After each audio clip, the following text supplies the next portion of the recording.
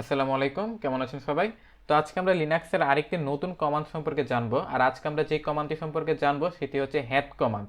এখন এই কমান্ডের নাম থেকে কিন্তু বুঝতে পারতেছেন যে মাথা নিয়ে কোনো একটা কাজ করব আমরা, তাই না? হ্যাট মানে কি? মাথা। হ্যাঁ, আমরা মাথা নিয়ে কাজ করব, কিন্তু আমরা কিন্তু মানুষের মাথা বা কোনো গরু ছাগলের মাথা নিয়ে কাজ করব না। আমরা কাজ করব একটা ফাইলের মাথা নিয়ে। এখন কিভাবে করব বা কেন করব বিস্তারিত আমরা একটু পরেই দেখব। তবে তার আগে আমি এটা বলে নিতে চাই যে এই head command, cat command, tail command এগুলোর মেইন থিম একটাই, যে কি কাজ করে কোন একটা ফাইলের তথ্য বা ডাটাকে প্রিন্ট করে। জাস্ট একটুখানি ভিন্নতা রয়েছে, এই তিনটার মধ্যে একটু একটু মানে একটু ডিফারেন্ট আছে, তবে মেইন থিম একটাই।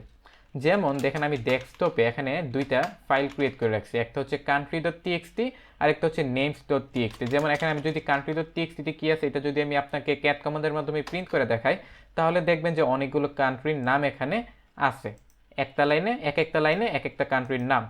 এখন আমি এই সেম ফাইলটার উপর যদি হ্যাট কমান্ডটা প্রয়োগ করি না, তাহলে দেখবেন কি এই তো আমাকে প্রিন্ট করে দিছে, কিন্তু একটুখানি ডিফারেন্ট। কি ডিফারেন্ট?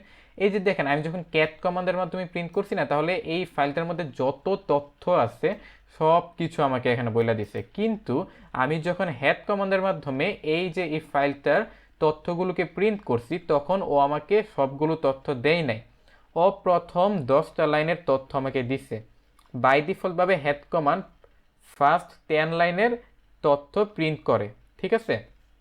এখন কিন্তু আপনি কিন্তু হেড কমান্ডের মিনিংটা বুঝতে পারতেছেন। এই যে উপরে মানে প্রথম দিকে কি, প্রথম দিকে তো আমাদের মাথা থাকে, তাই না? এই যে ও কি করতেছে, ওর মাথা প্রিন্ট করে দিতেছে। একটা ফাইলকে যদি আমরা ফুল একটা স্ট্রাকচার মানে একটা মানব দেহের সাথে যদি আমরা তুলনা করি, তাহলে কি আমাদের প্রথম দিকে তো উপরের দিকের তথ্যগুলো কি মাথা, তাই না? এই মাথাটাকে ও প্রিন্ট করে দিতেছে। হেড কমান্ডের কাজ এইটুকু, একদম বেসিক কাজ যদি বলি। তবে আমরা কিছু ফ্ল্যাগ এর সাথে অ্যাড করে আমরা এই হেড কমান্ডটাকে আরও কার্যকরী করতে পারি। কেমনভাবে?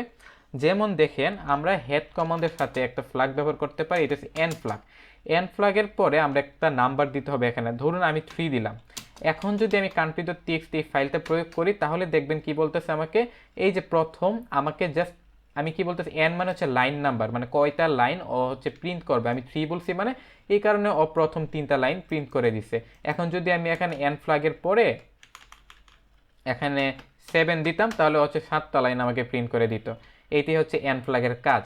তবে এখানে আরও অনেক ফ্ল্যাগ আছে যেগুলো আমাদের লাগতে পারে। যেমন ধরুন আমি হচ্ছে আগে আপনাদেরকে করে দেখাই, আমরা কিন্তু চাইলে মাল্টিপল ফাইলের মধ্যে কিন্তু এই হেড কমান্ডটা মানে একটা হেড কমান্ড দ্বারা আমরা মাল্টিপল ফাইলের তথ্য প্রিন্ট করতে পারি, যেটা আমরা ক্যাট কমান্ডের ক্ষেত্রে করতে পারতাম। যেমন আমি যদি এখানে কান্ট্রি ডট টিএক্সটিও দিই, আবার হচ্ছে আমার নেমস ডট টিএক্সটি দিয়ে এন্টার প্রেস করলে দেখবেন কি এই যে প্রথমে আমার কান্ট্রি ডট টিএক্সটি থেকে 10টা কান্ট্রির নাম আমাকে প্রিন্ট করে দিচ্ছে, আর হচ্ছে নেমস ডট টিএক্সটি থেকে আমার 10টা র্যান্ডম নাম বা ওই ফাইলটার মধ্যে প্রথম যে 10টা নাম আছে ওইটা প্রিন্ট করে দিছে আমাকে। কিন্তু আমি সিম্পলি যখন হেড কমান্ড ব্যবহার করি তখন কি হইতেছে দেখেন, ও আমাকে ফাইলের নামগুলো কিন্তু এরকম বলে দিতেছে, তাই না? Country dot TXT, names dot TXT.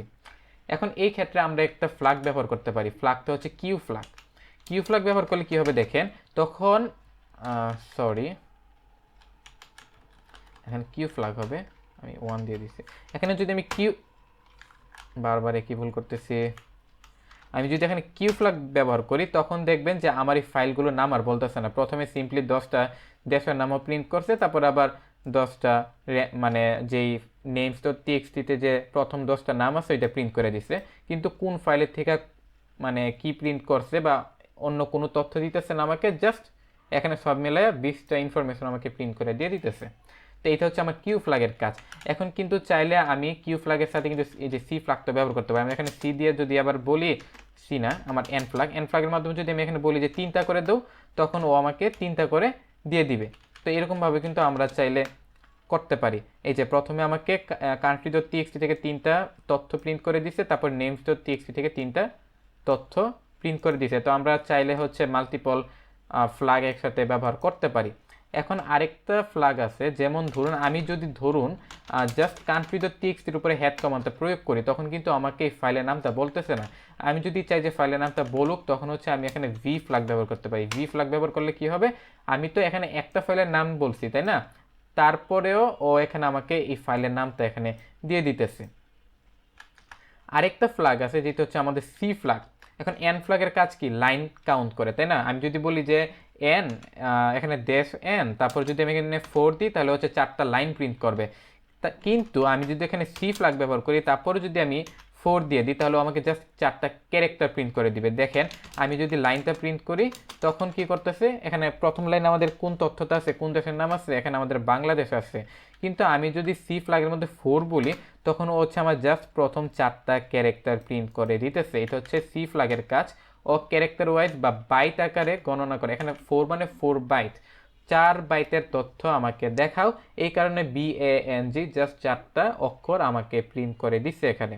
আমি চাইলে কিন্তু এখানে কি করতে পারতাম, আমি বলতে পারতাম যে 28টা অক্ষর আমাকে প্রিন্ট করে দেখাও। তখন হচ্ছে যে যতটুকু পারছে বাংলাদেশ, তারপরে জার্মানি, জাপান, তারপরে অস্ট্রেলিয়ার USA পর্যন্ত আমাকে প্রিন্ট করে দিছে।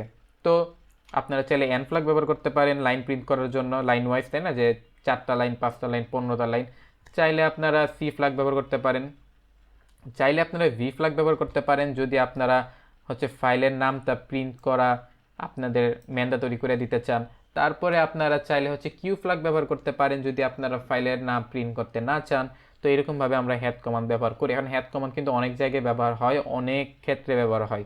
হয়তোবা এটার ইম্পর্টেন্টটা এখন আপনারা নাও বুঝতে পারেন, তবে এটা আমাদের অনেক প্রয়োজনীয় একটা কমান্ড। তবে এইটুকু এখন জেনে রাখেন যে হ্যাট কমান্ডের মাধ্যমে আমরা হচ্ছে কোন একটা ফাইলের মাথায় প্রিন্ট করতে পারি, প্রথম কয়েকটা ইনফরমেশন আমরা প্রিন্ট করতে পারি। তো এই ছিল হেড কমান্ডের কাজ। পরবর্তী ভিডিওতে আমরা হচ্ছে লিনাক্সের আরেকটি কমান্ড নিয়ে আলোচনা করব। আমরা মনে হয় টেইল কমান্ড নিয়ে আলোচনা করব এর পরবর্তী ভিডিওতে। তো তার আগ পর্যন্ত ভালো থাকুন। আসসালামু আলাইকুম।